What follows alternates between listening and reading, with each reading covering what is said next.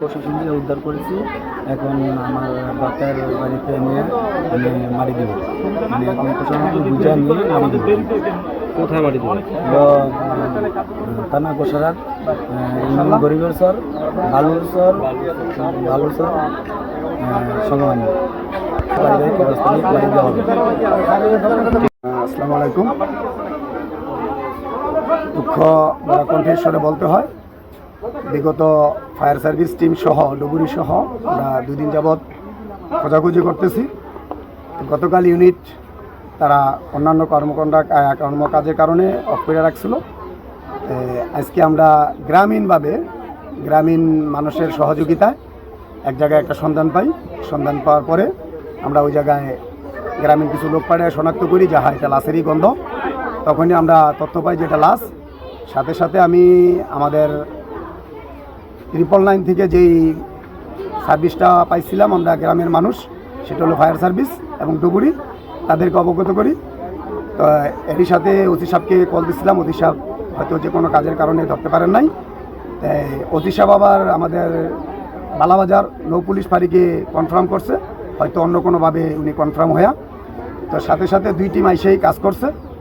এখন এতটুকুই আমার, সবাই দোয়া করবেন। আমরা লাস্টটা পাই, বাচ্চা হারানি গেছে, তাদেরকে আমাদের সত্যিপুর থানা এবং কি পুলিশ ফাঁড়ি এবং কি আমাদের Bhedarganj fire service unit, Madaripur ডুবুরি ইউনিট সবাই সম্মিলিতভাবে প্রচেষ্টায় লাশটি পাওয়া গেছে গ্রামীণ সহযোগিতায়।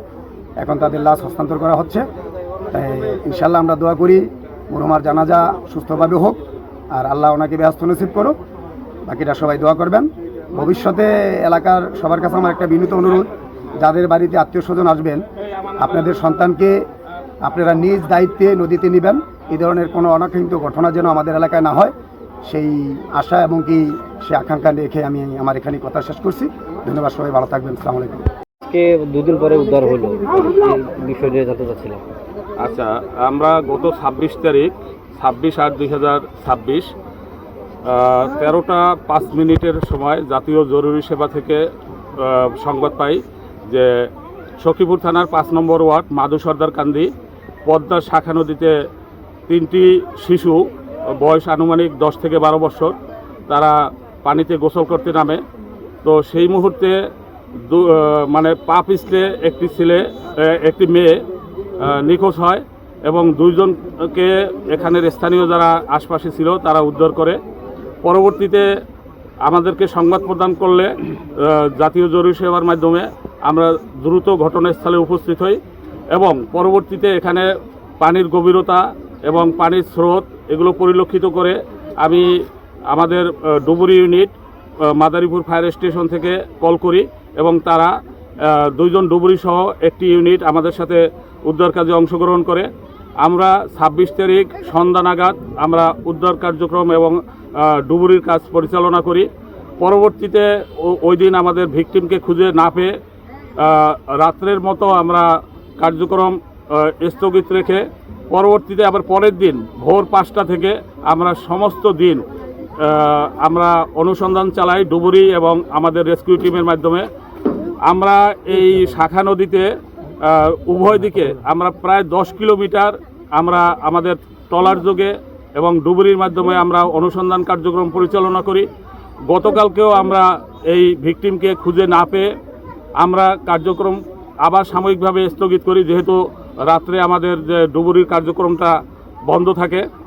আমরা এবং স্থানীয় জনগণকে আমার ভেদরগঞ্জ ফায়ার সার্ভিসের নাম্বার, আমার ব্যক্তিগত নাম্বার, আমার জাতীয় জরুরি সেবার নাম্বার এবং আমাদের ফায়ার সার্ভিসের হটলাইন নাম্বার সহ অনেকগুলো নাম্বার আমরা দিয়ে রাখি, যে কোথাও যদি এরকম ভিকটিমকে ভাসতে দেখা যায় তাৎক্ষণিক যেন আমাদেরকে সংবাদ প্রদান করে।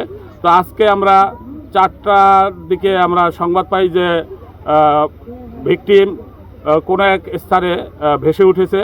সংবাদ পাওয়ার সাথে সাথে আমার টিম সহ আমরা ঘটনাস্থলে উপস্থিত হই এবং ভিকটিমকে ভাসমান অবস্থায় উদ্ধার করে আমাদের ফায়ার সার্ভিস ও সিভিল ডিফেন্সের বডি ব্যাগের মাধ্যমে আমরা তাকে রেস্কিউ করে নিয়ে আসি এবং এখানে যে নরসিংহপুর নৌ পুলিশ ফাঁড়ি এবং এখানের স্থানীয় 5 নং ওয়ার্ডের মেম্বার বাস্তু সরকার এবং এখানে স্থানীয় গণ্যমান্য ব্যক্তি এবং ওই যে ভিকটিমের মা বাবা খালা যারা আপন পরিজন আছে তাদের কাছে আমরা হস্তান্তর করি। ধন্যবাদ।